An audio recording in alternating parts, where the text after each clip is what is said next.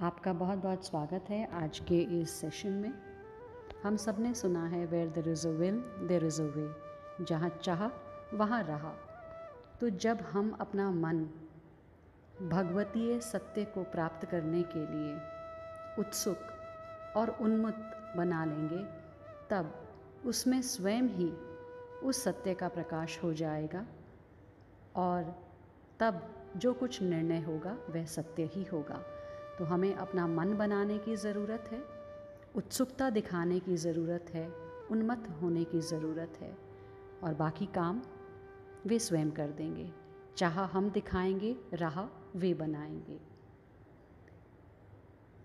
ये तो हम सब ने देखा है, अनुभव किया है कि संसार में बनना और बिगड़ना नित्य निरंतर चलता ही रहता है। कुछ भी यहाँ पर स्थायी नहीं है। जो चीज़ बनी है वह नष्ट होगी ही, यह नियम कभी भी बदलेगा नहीं। फिर भी क्यों हम इन्हीं को पकड़े रहते हैं। इतना ही नहीं, तरह तरह के पाप भी बटोरते रहते हैं। पाप होने में मुख्य हेतु यही है, हमारी विषयों में सुख बुद्धि। यदि विषयों में सुख बुद्धि निकल जाए तो फिर पाप हो ही नहीं सकता। यदि बुद्धि उल्टी हो रही है, महानुभवों के अनुभूत वचनों पर तथा स्वयं भगवान के वचनों पर विश्वास नहीं होता, सभी महापुरुष एक स्वर से कह रहे हैं, विषयों को बाहर निकालकर फेंक दो, नहीं तो मारे जाओगे।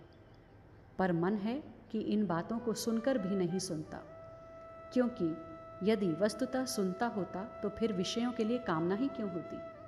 पर मन न माने तो भी विषयों का दुखदायी परिणाम तो होकर ही रहेगा। इसे हम एक कथा से समझने का प्रयास करते हैं। एक समय की बात है, एक संत थे, जा रहे थे कहीं। रास्ते में पड़ी हुई रुपयों की एक थैली पर उनकी नज़र गई। संत उस रुपयों की थैली देखकर बहुत ज़ोर से भागने लगे। वे भागते जा रहे थे कि उन्हें रास्ते में 2 सिपाही मिले। उस महापुरुष ने कहा कि भैया, इस रास्ते मत जाओ, वहाँ एक डाइन बैठी है, तुम्हें खा जाएगी। सिपाहियों ने उनकी बात पर ध्यान ही नहीं दिया, उनकी बात नहीं मानी, और वे दोनों चलते चलते वहाँ आ गए जहाँ पर पैसों की थैली पड़ी थी। दोनों ने सोचा, ये साधु बड़ा बदमाश था, हम लोगों को धोखा देना चाहता था और स्वयं किसी की सहायता लेकर इस थैली को उठा ले जाने के उद्योग में था। दोनों ने रुपए को आधा आधा बांटना तय कर लिया। पर दोनों ही सोचने लगे कि यदि मैं अकेला होता तो सभी रुपए मुझको मिल जाते। अब ऐसा क्या उपाय करूं कि यह सारा रुपया मुझे मिल जाए। और दोनों ही परस्पर में ये सोच रहे हैं, यदि मेरा यह साथी किसी प्रकार मर जाए तो फिर सब धन मेरा ही है। एक ने सोचा, मेरे पास तो बंदूक है, गोली भी है, बस इसी से इसका काम तमाम कर देता हूँ। यह सोचकर वह मौका ढूंढने लगा। और दूसरा सोचने लगा कि मैं शहर में जाता हूँ, वहाँ से भोजन के लिए मिठाइयाँ लेकर आता हूँ और उसी में जहर मिला दूँगा। मैं कह दूँगा कि भाई मैंने तो खा ली, यह तुम्हारा हिस्सा है, तुम खा लो। यह सोचकर वह मिठाई लेने चला गया। इधर उसके साथी ने सोचा, बस ठीक है, बंदूक तैयार रखूँगा, जहाँ सामने दिखा कि बंदूक से गोली दाग दूंगा। उसका साथी मिठाइयाँ लेकर आया और उसमें जहर मिलाकर लेकर आया। इसने उसे दूर से ही देखा और गोलियां दाग दी और वह बेचारा मर गया। अब तो क्या, यह तो आनंद में हंसने लगा। सोचा, अब क्या है, अब पहले बैठकर भर पेट भोजन करूंगा, क्योंकि भोजन तो दिख ही रहा था, उसका मित्र लेकर आया। भोजन करूंगा और फिर ये पैसे की थैली लेकर यहाँ से चल दूंगा। उसने भोजन किया और उस जहर ने, क्योंकि जहर भीषण था, जहर ने उसके प्राण भी क्षणों में ही निकाल दिए। दोनों वहीं मरे पड़े थे और थैली पैसों की ज्यों की त्यों पड़ी रह गई। थोड़ी देर में संत लौटे। उन्होंने देखा और करुणा भरे स्वर में कहा, अरे, इन दोनों को ही यह डाइन खा गई। यह तो कहानी है, पर असल संसार में यही तो हो रहा है। भोग की कामना सभी को नष्ट कर रही है। सुख पाने की आशा से विषयों का संग करते हैं और परिणाम में मिलता है दुख, मृत्यु। मोह इतना अधिक बढ़ गया है कि जब हम भगवान को याद करते हैं तब उनके सामने भी विषयों की ही मांग पेश करते हैं। हम सबकी यही स्थिति है, और कोई हमें आगाह करता है किसी विषम परिस्थिति में पड़ने से बचाने के लिए, तो हम उसे ही भला बुरा कहकर उसे वहाँ से भगा देते हैं। हम सबकी यही स्थिति है। इसीलिए हमेशा यह याद रखें, विषयों में लेश मात्र भी सुख नहीं है। वे तो दुखों का घर है। सुख तो एकमात्र श्री भगवान में है। उन्हीं को पकड़ो। सब छोड़कर भी यदि उन्हें पकड़ सके तो पकड़ लेना चाहिए। फायदे का सौदा है, बस उनको पकड़ना है। उनमें मन को प्रवेश करा ही देना है, चाहे जिस उपाय से हो। मृत्यु आने के क्षण तक इसी के लिए प्रयासरत रहें। इसी के लिए दूसरे सब काम करें कि किसी तरह से भगवान में प्रेम हो जाए। मोह राज्य से ऊपर उठने की तैयारी करनी है, जैसे हमने कल बात की कि यदि हम ऊपर उठना चाहते हैं तो वे ऊपर उठा ही देंगे। और यदि हमने दलदल में फंसने का ही सोच लिया है तो फिर कैसे बात बनेगी। इच्छा तो हमें ही करनी है इस मोह राज्य से ऊपर उठने की, और उसके लिए कुछ तैयारी तो करनी पड़ेगी। इस तैयारी का रूप क्या है, इसे समझना का प्रयास करते हैं। बस जितना काम हो उतना बोलने के बाद शेष समय जागने से लेकर सोने तक मशीन की तरह बस भगवान नाम का उच्चारण करते रहें। यही चेष्टा होनी चाहिए। काम की बात सोचने के बाद बाकी समय मन की वृत्तियां भी भगवान के चरणों में लगी रहें। इसके लिए निरंतर प्रयत्न होता रहे। अब जीवन निर्वाह के लिए जो चेष्टा न्यायत अभी हो रही है वह हो, पर कमाई के जो पैसे आए उनमें ममत्व बिल्कुल ना हो। वह इनके भरण पोषण में लगे, यह आग्रह ना हो। दाने के एक एक कण पर मोहर लगी हुई है। अन्न का जो कण जिसके पेट में जाना है उसी के पेट में ठीक विधान के अनुसार चला जाता है।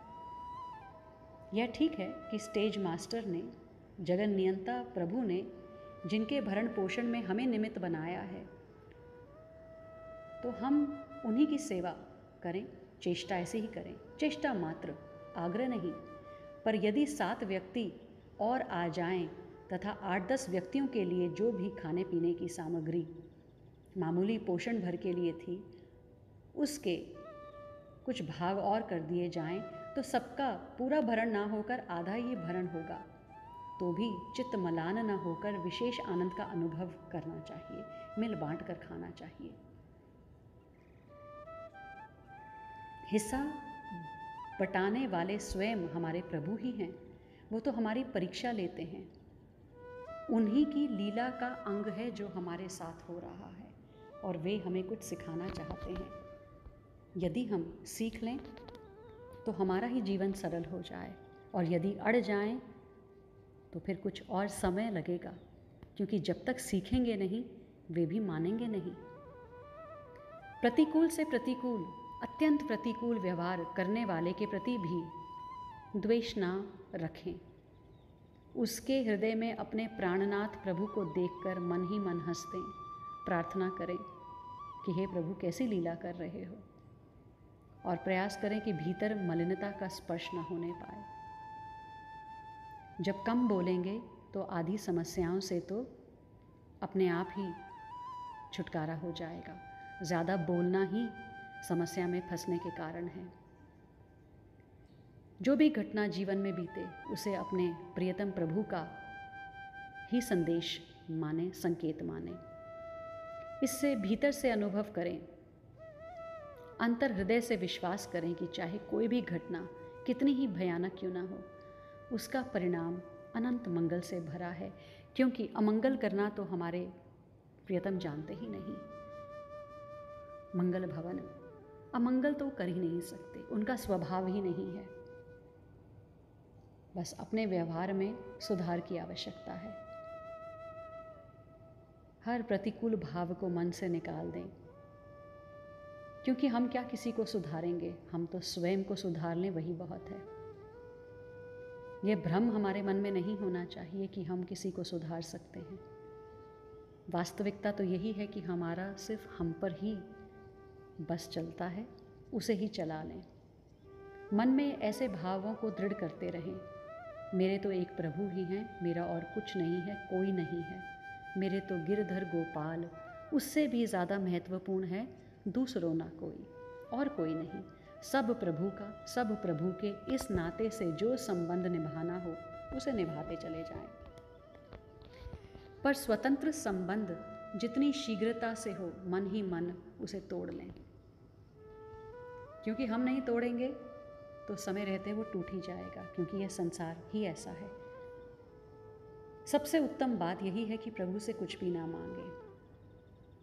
यदि मन किसी बात से व्याकुल हो जाए और नीचे गिरने लगे तथा मांगने की इच्छा हो जाए, कोई अभाव मालूम हो और उसकी पूर्ति की उत्कट इच्छा हो रही हो, तब सच्चे मन से पूर्ण विश्वास के साथ उनके सामने ही मुंह खोलें और किसी भी दूसरे साधन का आश्रय ना लें। सच मानिए, यदि उनसे मांगिएगा तो या तो मांग की पूर्ति हो जाएगी, या मांग की पूर्ति हुए बिना ही हमारा जो मन है उसका दुख मिट जाएगा, मन शांत हो जाएगा। तो यदि हम ऐसे छोटी छोटी बातों को पकड़ने की चेष्टा करेंगे तो हम देखेंगे हमारे अंदर परिवर्तन आ रहा है। देखिए, पहली तो बात है कि भगवान का कोई नाम ही आजकल नहीं लेता, और यदि कोई लेता है तो सकाम भाव से, धन, संतान, मान, बढ़ाई की वृद्धि के लिए लेता है। नाम की महिमा अपार है, उसे ऐसे छोटे मोटे भाव के लिए खर्च नहीं करना चाहिए। 2000 का नोट 2 रुपये की टॉफ़ी के लिए खर्च नहीं करना चाहिए। नाम से भी फल तो होता ही है, सकाम कर्म की सिद्धि भी होती है और आगे चलकर भगवत भक्ति भी प्राप्त होती है। देखिए, सकाम भाव से जब नाम जप किया जाता है ना, तो बड़ी विपत्तियां टल जाती हैं, इसमें कोई संदेह नहीं है। ऐसी विपत्तियां जिनके टलने की कोई आशा नहीं थी, केवल वह विपत्ति ही नहीं टली, उसका और भी फल हुआ। नाम से रुचि बढ़ी और आगे चलकर निष्काम भाव भी हो जाएगा। भगवान नाम लेने का अंतिम परिणाम है भगवान में एकांत प्रेम हो जाना। एकांत प्रेम होने के बाद प्रेममय के मिलन में जरा सा भी विलंब नहीं होता। जैसे ध्रुव महाराज, विभीषण को राज्य की भी प्राप्ति हुई और भगवत प्रेम की भी। इसलिए शास्त्रों में चाहे जैसे भगवान नाम लेने वाले को भी बड़ा उत्तम बतलाया है। भगवान ने भागवत गीता में भी इसलिए अथार्थी भक्त को भी उदार और पुण्यात्मा बतलाया है, और अंत में कहा है मत भक्ता यान्ति मामपि, कहकर चाहे जिस प्रकार भी भगवत भक्ति करने वाले को अपनी प्राप्ति कही है। क्योंकि सकाम भाव से अन्य सब की आशा छोड़कर, अन्य सब का आश्रय त्याग कर केवल भगवान की भक्ति के परायण होना भी बड़े भारी पुण्यों का फल है। इसलिए सकाम भाव से भगवान के नाम ग्रहण करने वाले लोग भी बड़े पूज्य हैं। उनसे तो बेहतर ही हैं जो नाम बिल्कुल ही नहीं जपते। सकाम भाव की प्रतिबद्धता के कारण नाम के वास्तविक फल नामी के प्रेम की या स्वयं नामी की प्राप्ति में विलंब हो जाता है। सकाम भाव से यदि भगवान नाम लिया जाता है, निष्काम भाव से लिया भगवान नाम जो है वो बहुत जल्दी फलीभूत होता है। तो इसलिए संसार की जो ये कामनाएं हैं उनका अभाव करके मन को एकदम भगवान में लगा देवें। सत्य को धारण करने वाली बुद्धि जो है वह अचल होती है। संस्कारों का निरोध होने पर समाधि होती है। यदि बुद्धि पवित्र हो जाती है तो यह बात समझ में आ जाती है। बुद्धि निष्काम भाव से पवित्र होती है, उससे भी ज़्यादा नाम जप से होती है। ध्यान में स्थिर होती है, सत्य शास्त्रों के अध्ययन से तीक्ष्ण हो जाती है। ये बातें बड़ी आवश्यक हैं। श्रवण मनन की आवश्यकता है। भजन, ध्यान, सत्संग से बुद्धि तीक्ष्ण, स्थिर और पवित्र हो जाती है। शास्त्र अध्ययन, स्वाध्याय अवश्य करना चाहिए। वैराग्य जब जब हुआ तब तब ध्यान में और किसी भी बात की कमी नहीं रही। पवित्र देश में अपना आसन लगाना चाहिए, पवित्र भूमि, पवित्र स्थान, वहाँ स्वाभाविक वैराग्य।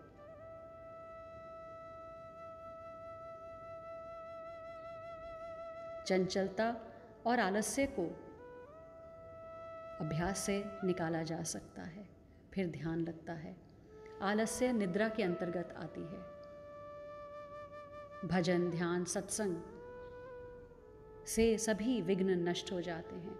विवेक पूर्वक जो मनन है वह आलस्य को खा जाता है। नाम जप विक्षेप को खा जाता है। जैसे साबुन से कपड़ा साफ हो जाता है, धुलाई हो जाती है, वैसे ही नाम जपने से मन साफ हो जाता है और फिर उपरामता और वैराग्य हो जाता है। फिर विघ्न तो ठहर ही नहीं सकते। नाम जप मन से, जीभ से निरंतर होना चाहिए, जीवा से, श्वास से। नाम का संबंध जोड़ दें। जैसे हम भोजन करते हैं पर मन किसी और काम में ही लगा है, तो उन संकल्पों की जगह कृष्ण की, श्री राम की आकृति को देखें। ऐसा भी नहीं होता तो राम कृष्ण को वर्ण रूप में देखें। श्वास के साथ एक बार भी कर सकते हैं, बार बार भी कर सकते हैं। अलग अलग विधियां हैं, जो जैसे करे वही ठीक है। बस प्रयास करना है। संसार का अभाव होकर प्रकाश दिखाई देता है। ज्ञान में, चिन्मय में, फिर ज्ञान से चेतन में सब कुछ प्रकाशित होता जाता है। प्रकाश में तथा प्रकाश से तेजोमय होकर आंखों का विषय हो जाता है। फिर साक्षात हृदय में स्थित स्वरूप धारण करके भगवान दर्शन देते हैं। तो इसको समझने के लिए आनंद को विशेष्य बनाकर समझना चाहिए। आनंद ही आनंद, जितने नाम वे सब आनंद के ही स्रोत हैं। इसका भाव समझना है। पूर्ण आनंद, अपार आनंद, शांत आनंद, घन आनंद, अचल आनंद, ध्रुव आनंद, नित्यानंद, बोध स्वरूप आनंद, ज्ञान स्वरूप आनंद, परमानंद, महा आनंद, अत्यंत आनंद, अनंत आनंद, केवल आनंद ही आनंद। बस इसका भाव समझना चाहिए। आनंद के सिवाय कुछ नहीं है इस प्रेम जगत में, इस भाव जगत में। और यही तो हम ढूंढ रहे हैं, लेकिन गलत जगह पर ढूंढ रहे हैं। नमक हम सुनियारे के पास ढूंढ रहे हैं, कैसे मिलेगा? सुख हम इस दुखालय में ढूंढ रहे हैं, आनंद हम इस दुखालय में ढूंढ रहे हैं, कैसे मिलेगा? बस इस बात का निश्चय करके बुद्धि ध्यान करते करते ध्येयकार हो जाती है। उसके बाद कुछ नहीं रहता। इस प्रकार भगवान का ध्यान करना चाहिए। नाम जप के माध्यम से एक एक वर्ण को मुख से बोलते, कर्णों से सुनते, हृदय में प्रवेश। फिर संसार में शरीर पड़ा रहे, कोई दिक्कत नहीं है। शरीर से सारे संसार के काम होते रहें, पर मन जो है वो उनके श्री चरणों में रहे, इस नाम के माध्यम से। फिर वह अमर पद को प्राप्त हो जाता है, जिसकी श्रुति स्मृति आदि महिमा गाते हैं। तो बस इसी तरह से हम भगवान नाम का खूब अभ्यास करें, जपने का अभ्यास करें, संग में अभ्यास करें, एकांत एकाग्र होकर अभ्यास करें, जैसे बने अभ्यास करें। बस महिमा गाते रहें, भगवान नाम गुनगुनाते रहें, हर क्षण, हर पल, हर श्वास के साथ। आज के लिए इतना ही। बहुत बहुत आभार।